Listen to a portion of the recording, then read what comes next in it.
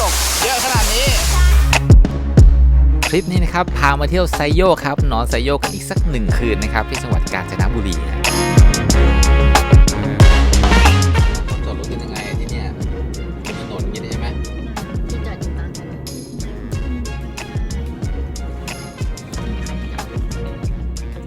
สุดยอดเลยเดี๋ยววันนี้เอ็นจะมาเล่น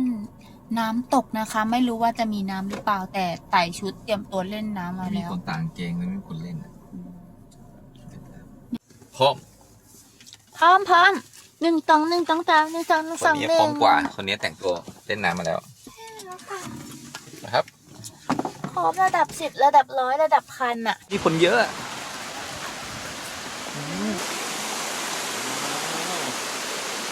โหวันนี้สิอย่างนี้สิน่าเล่น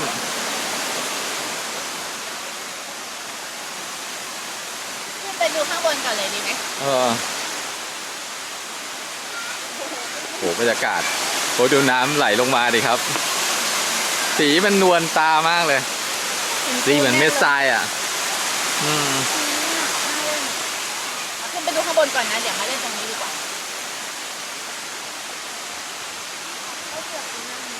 เอาอาหารตามสั่งก็มีนะ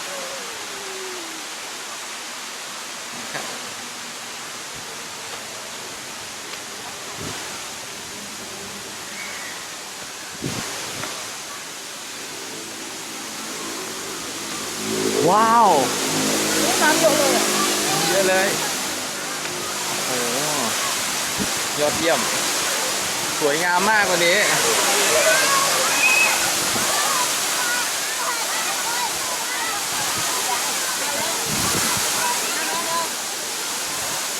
โอ้น้ำเยอะสวยอ่ะไม่เห็นอย่างนี้มานานแล้วยังไม่เคยเป็นที่ไหนข้างบนตอนมีน้ำเลยดูดิบันไดยังมีน้ำเลย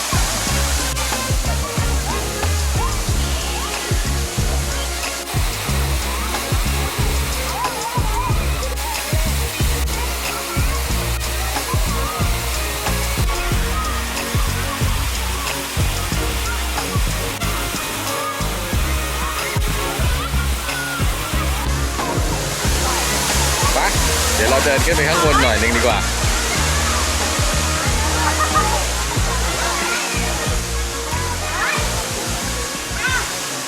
อันนี้น้ำเยอะนะครับต้องแบบค่อยๆเดินเยียบเลยไม่ลื่นเพราะว่ามันเป็นหินปูนโอ้เยี่ยม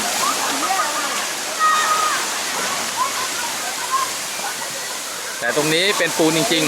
ๆอาจจะลื่นโอ้โหเล่นสดชื่นมากเลยดูน้องๆเล่นแล้วแบบสุดยอดดูแล้วสนุกตามเลยดูดิดูเขาโดดน้ำกัน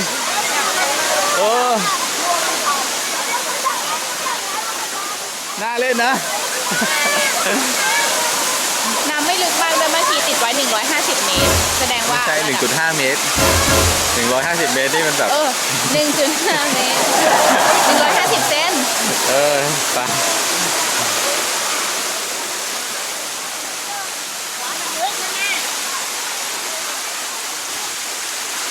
นี่เขาติดป้ายระวังลื่นด้วยนะ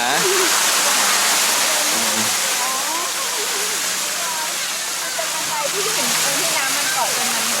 ใช่มันมีหินปูนเกาะบันไดเกาะพื้น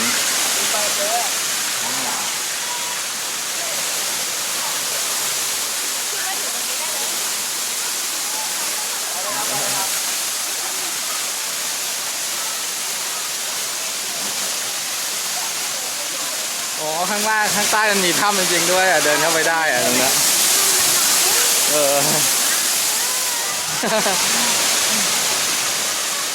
ดี๋ยวขอไปอยู่ใกล้ๆน้ำตกหน่อยตรงนี้จะลื่นนิดก็ถ่ายรูปคู่กันดีกว่าตรงนี้ดิ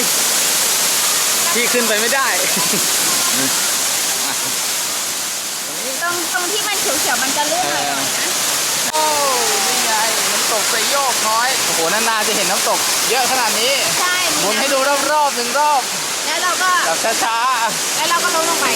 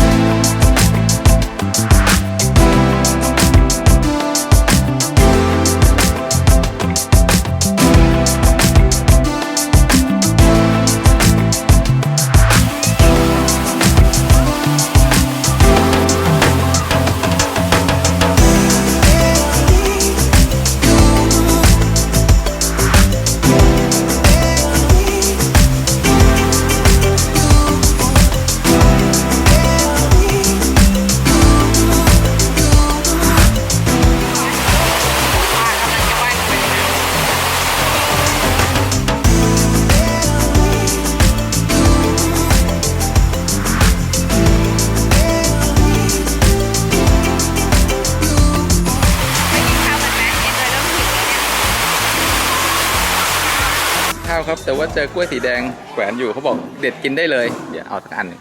ไหวนี่ครับก็ได้มาแล้วกล้วยเอ็นจอยไปนั่งไหนแล้วตอนนี้เราอยู่ที่ร้านเรนูนะครับตรงน้ำตกไซโยกน้อยเดี๋ยวแวะมากินข้าวที่นี่ครับ แกงป่าสุดยอดไม่ใช่แกงป่าธรรมดาแกงป่าไก่บ้านยัดเลยมันเป็นผักรวมพื้นบ้านนะคะเป็นพวกผักพื้นบ้านต่างๆพวกผักปังผักหวานป่านะคะ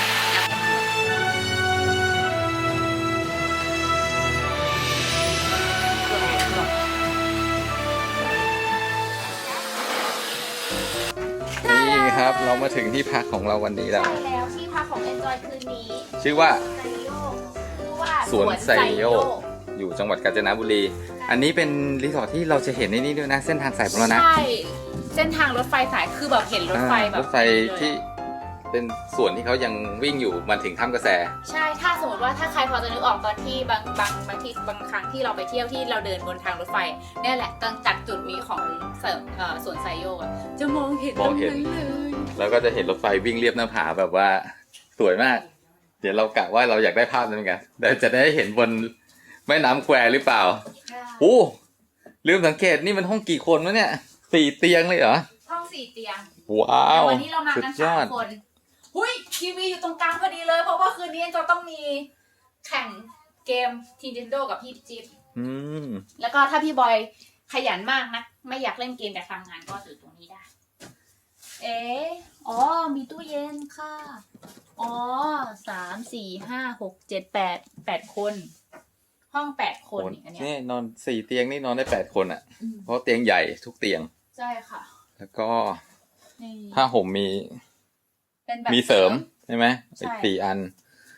พร้อมกับอุปกรณ์สำหรับ ตัว 8 คนครบอย่างนั้นเลย อืม อื้อหือ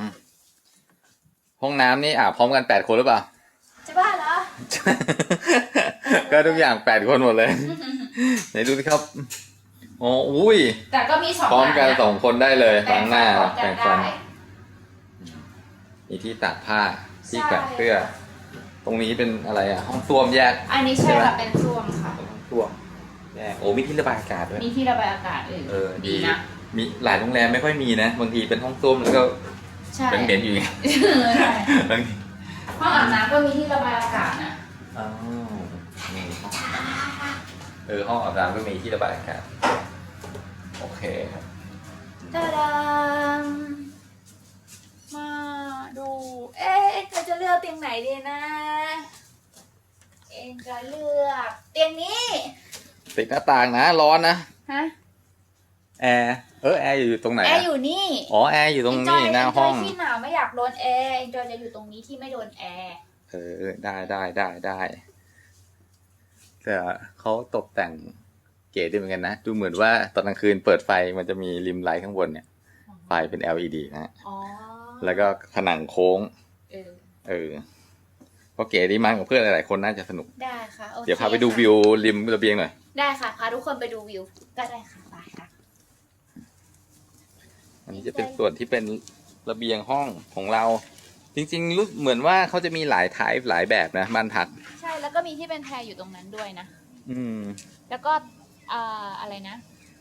รถไฟอะค่ะ อยู่ตรงนู้นค่ะ ทางรถไฟ ต้องมองจากมุมนี้นะครับไกลๆนิดนึงจะเห็นนู่นนะเส้นทางรถไฟตรงนู้นเลยไหน ซึ่งเราเดินไปได้ ใช่นั่นไง แล้วก็เห็นเป็นแบบเขาเรียกนะเสาไม้เลยป่ะน่ะ ใช่ นะ มองไม่ค่อยเห็นไกลขนาดนั้นแต่ว่าเดี๋ยวเอ็นจอยเข้าห้องพักก่อนดีกว่าเพราะว่าเดี๋ยวเราจะไปล่องแพตอนบ่าย3:45นะล่องแพมาถึงเมืองการแล้ว ตรงนี้แม่น้ำแควแม่น้ำแควใช่ไหม แม่น้ำแควค่ะไม่ใช่แม่น้ำแคว โอเคครับ โอเค งั้นเดี๋ยวไปเจอกันตอนล่องแพอีกครั้งหนึ่ง ใช่แล้วค่ะ ได้เวลาจะไปล่องแพแล้วครับ พร้อมแม่น้ำ พร้อมเห็นฉากนี้เดี๋ยวไปดูก่อนดีกว่า เป็นฉากทางรถไฟแหละเราไปดูกันนะครับตรงนี้ครับที่เป็นแบบว่าที่เรามองเห็นรางรถไฟถ่ายรูปน่าจะสวยถ้ารถไฟวิ่งมานะยอดอ่ะ ไปค่ะทุกคนไป เราจะไปเล่นน้ำติ๊กตอกติ๊กตอกติ๊กตอกติ๊กตอก เดี๋ยวก่อนก็ได้ ติ๊กตอกติ๊กตอกติ๊กตอกติ๊กตอกช่วยคิดหน่อยว่าจอยจะลงไปเล่นน้ำดีไหมอ่ะแต่พี่บอยไม่ลงแน่นอน เพราะว่าดูชุดพี่บอยแน่นหนามากเก่งๆยินมาเลยจ้าพี่จิ๊บอ่ะพี่จิ๊บลงไหม ไม่ลงถ่ายรูป นี่พวกใช้ข้ออ้างบอกว่าถ่ายรูป แต่สามารถถีบคนอื่นลงได้ อ๋อรู้แล้วพี่จิ๊บเขาเครียดเพราะว่าแพ้เกมเหมือนเมื่อกี้ไง รอรถไฟมา ใช่รถไฟกำลังมา จะไปดูรถไฟกลางแม่น้ำกลับไปโอ้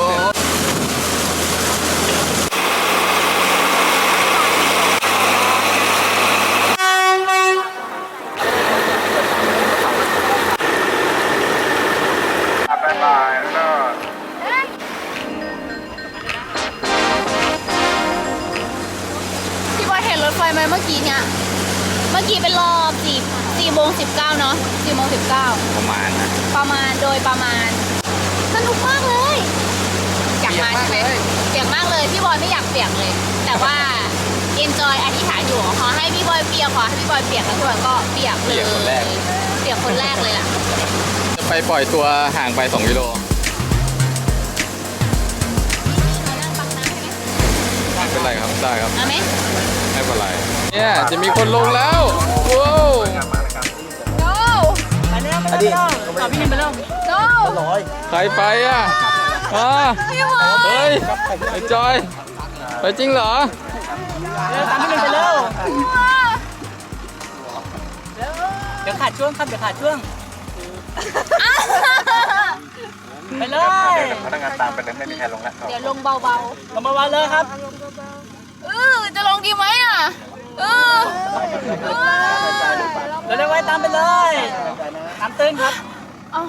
จะลงดีไหมอ่ะทำไมหัวใจเต้นแรงจังเลยวันนี้มันเป็นครั้งแรกของ enjoy อ่ะ นอนหงายได้เลยนอนเหยียบขาได้เลย ลอยแน่นะครับลอยแน่นะครับ มีจระเข้ไหม ไม่มีครับ เชิญเลยครับ ตามพี่หนึ่งรออยู่ครับไปแล้ว เฮ้ย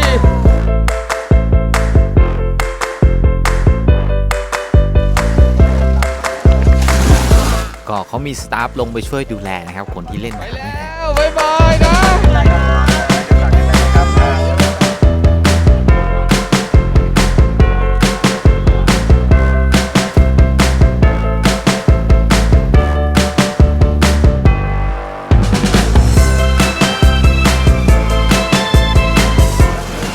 เดี๋ยวเรือจะหันหัวกลับไปรับ enjoy นะครับ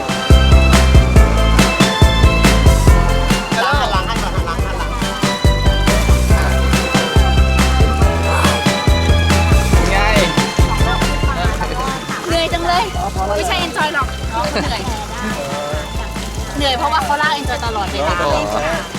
สนุกมากเลยตอนก่อนจะโดดกลัวมากเลย เพราะว่าว่ายน้ำไม่เป็นแล้วก็ไม่เคยลงมาก่อน แต่พอลงไปแล้วเท่านั้นแหละ สบายเลยอะ มันลอยใช่ไหม มันลอย ปลอดภัยใช่ไหม ใช่แทบไม่ได้ทำอะไรเองเลยเพราะว่าน้องเขาลากตลอดเลย แต่ก็คือพี่ดีมากเลยเนี่ย ใช่ มันอันนี้แหละตรงเนี้ย อ๋อมีที่คอเลย แต่ เนาะ มันก็จะยังไม่ได้ ก็ช่วยล็อกคอเรา เมื่ ไว้ อกี้ ได้ เอ็นจ ด้ อ วย ย นอนเหมือนปลาแห้งไหม ยิ่งกว่านั้นอีก ยิ่งกว่านั้นคืออะไร เหมือนกุ้งแห้ง ก็ยังดีกุ้งแห้งแสดงว่ายังผอมอยู่ ถามน้องเขาดิ เหนื่อยไหมเหนื่อยไหมคะไม่เหนื่อย ไม่เหนื่อย เราหัวเราะด้วยกัดฟันด้วยไงอย่างงี้เลยอ่ะ ไม่เหนื่อย เนี่ยฮะ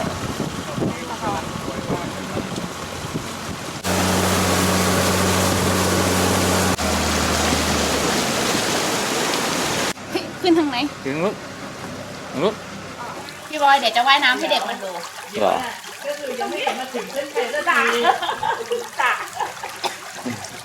รอบนี้เดี๋ยวจะไปถึงนู่นเลยไปดูนะเฮ้ยสวัสดีค่ะ ว่ายตรงนี้แล้วก็เดินไปว่ายตรงนู้นไปแล้วตรงนี้ลึก ว่ายจากตรงนี้ถึงตรงนู้นเลยนะ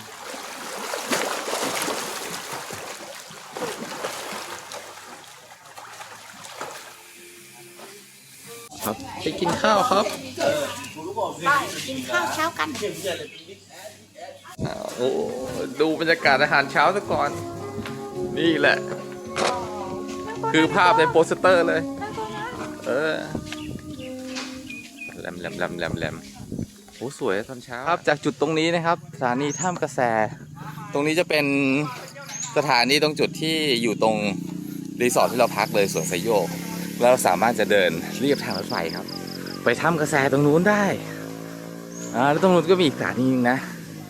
แล้วก็นักท่องเที่ยวก็จะเดินกันเส้นนี้แหละครับแบบว่าเป็นเส้นทางสายมรณะที่แบบยังใช้กันอยู่เป็นเส้นทางเรียบหน้าผาถือว่าเป็นไฮไลท์เลยนะตรงเนี้ยเดี๋ยวจะพาเดินนะครับไปถึงตรงนู้นเลยแล้วก็ถ้าตามเวลาแล้วคิดว่าเราน่าจะทันรถไฟเที่ยวหนึ่งที่จะมาจากทางนู้นนะแล้วเราก็จะนั่งรถไฟกลับมานะครับจากฝากนู้นแล้วก็มาลงที่สถานีนี้แล้วค่อยมากินอาหารเช้ากันนี่เป็นคำแนะนำจากรีสอร์ทนะเขาบอกว่าน่าจะอีกสักครึ่งชั่วโมงได้มั้งก็จะเป็นรีสอร์ทที่เราพักนะครับสวนไซโยกEnjoy รอด้วยเท่อะนี่ดูดิยังเป็นไม้แบบไม้เก่าเลยนะครับเส้นทางอ่ะโอ้ให้ดูพื้นด้านล่างนะครับ ไม้หมอนยังเป็นแบบไม้เลยอ่ะไม่ใช่ปูนอ่ะสมัยนี้บางทีรางรถไฟทำด้วยปูนแล้วใช่ไหมแล้วก็ตรงเส้นนี้จะพิเศษจากรางรถไฟอื่นๆนะเพราะว่าเขาจะมีปูแผ่นเหล็กตรงกลางรางรถไฟนะครับคือเอาไว้ให้นักท่องเที่ยวเดินนี่แหละนะเส้นนี้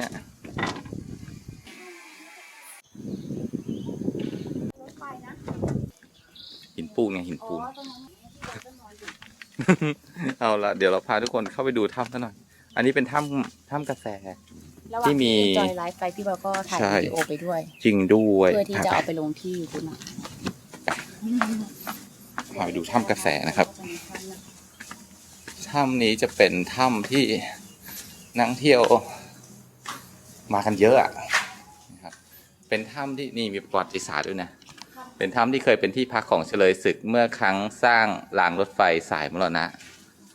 จากไทยไปพม่าก็คือถ้ำนี้เคยเป็นที่อยู่โอ้โหเหม็นกลิ่นไอ้นี่มากค้างคาวเดินไปถามเที่ยวรถไฟกันครับจะมาตอนกี่โมงนี่สถานีถ้ำกาแฟตารางเวลาเดินรถสะพานถ้ำกาแฟและการหยุดรถก็อยู่ตรงนู้นไหมปรากฏว่านะครับตามตารางเดินรถนะรถไปตั้งแต่7:30แล้วครับแล้วก็อีกเที่ยวหนึ่งจะตอน11:30เลยฮะงั้นสงสัยเราคงต้องเดินขับแล้วล่ะครับผิดคาดไม่ได้นั่งรถไฟเลยก็เลยเดินกลับมากินข้าวเช้ากันที่รีสอร์ทนะครับแล้วก็วันนี้จะเดินทางกลับแล้วครับก็มาปิดที่เป็นที่ร้านกาแฟนะครับชื่อว่าคันไทยเป็นร้านกาแฟแบบอยู่ในปั๊มพีจีนะเดี๋ยวรอจะไปทานกาแฟกันนึงมาแล้วมีมาเสิร์ฟด้วยยอดมาชนแก้วกันปิดทริปปึ้งจบทริปแล้วเรียบร้อยที่ร้านกาแฟก่อนที่จะกลับกรุงเทพนะคะใครที่ดูมาถึงตรงนี้แล้วอย่าลืมกด Subscribe ช่องด้วยแล้วก็เจอกันการเดินทางหน้าของ Enjoy กับพี่บอยคลิปนี้บ๊ายบายแล้วติดตามคลิปหน้านะครับบ๊ายบาย